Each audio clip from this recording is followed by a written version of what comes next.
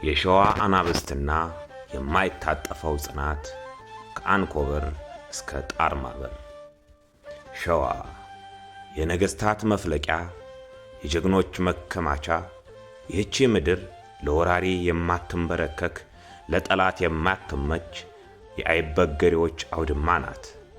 ከአንኮበር ቁልቁለት እስከ ጣርማበር አፋፍ ድረስ የታሪካችን አሻራ በደምና በአጥንት ተጽፏል።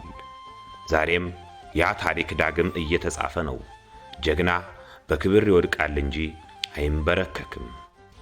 ጥንታዊቷ ሸዋ የኢትዮጵያ ማገር ሆና የቆመችው በልጆቿ መስዋዕትነት ነው። ፋሽስት ጣሊያን ዳግም ምድራችንን በረገጠ ጊዜ የሸዋ አርበኞች በየጫካውና በየዋሻው ሆነው የነጻነት ችቦን አቀጣጠሉ። ዛሬም ያው የጀግንነት መንፈስ በአርበኛ የማነ ሀብተየስና በጓዶቹ ደም ውስጥ ይፈሳል። ታሪክ ራሱን ይደግማል።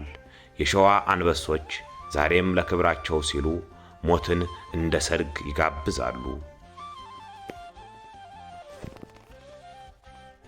በጣርማበር ወረዳ በወፏሻ ቀበሌ አንድ ታላቅ ታሪክ ተከስቷል።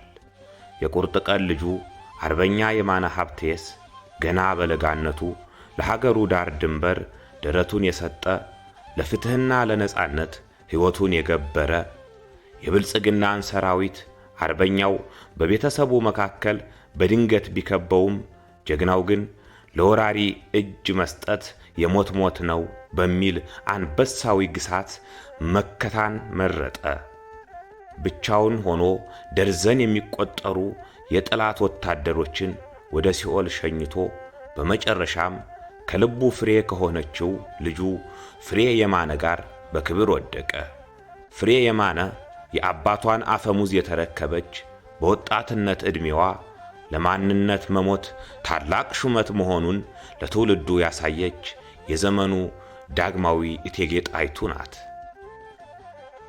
ግፍ በሸዋ ምድር ላይ ነግሷል። በሌላኛው የጀግንነት አውድማ አርበኛ ደረጀ ጉልቴ በመኖሪያ ቤቱ ላይ የተፈጸመው ወረራ የአገዛዙን የሞራል ውድቀት አጋልጧል። ገና የ9 ዓመት ጨቅላ ሕፃን የነበረችው ሰናይት ደረጀ በአረመኔው ሰራዊት ጥይት ሕይወቷ አልፏል። እናትም ቤት ልክ የለህም በጽኑ ቆስላለች። አርበኛ ደረጀ ግን ከበባውን ሰብሮ የጠላትን ኃይል ደምስሶ በጀግንነት ወጥቷል። የሕፃኗ ሰናይት ደም ግን ከቶም በከንቱ አይቀርም። የአፋብን ሸዋ ጠቅላይ ግዛት አሳመነው እዝ ያወጣው መግለጫ ግልጽ መልእክት አለው።